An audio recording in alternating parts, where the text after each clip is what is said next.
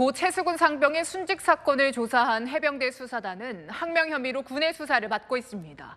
이 사건의 수사단원 2명은 압수수색 당시엔 피의자로 적시돼 있었는데 이후 조사 때는 참고인 신분이었습니다. 통상 참고인으로 조사를 받다가 나중에 피의자로 전환되는 것과 반대인 겁니다. 압수물에 대한 증거 능력도 논란이 예상됩니다.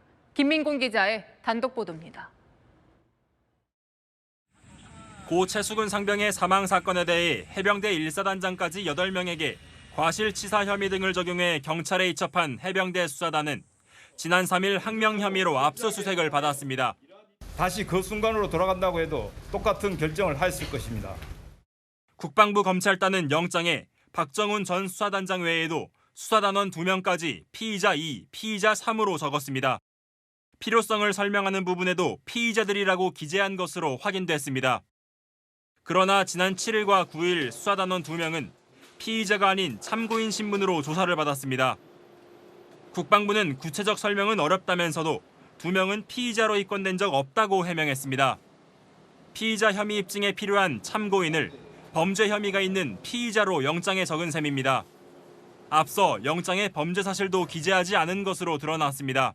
범죄 사실 기재 없는 영장이라니 듣도 보도 못한 기이한 일이 아닐 수 없습니다.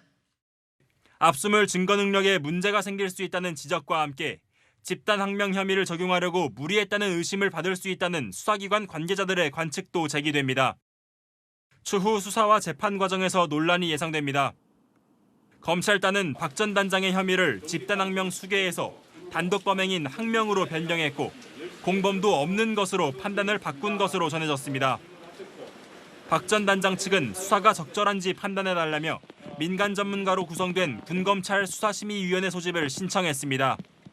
채널A 뉴스 김민곤입니다.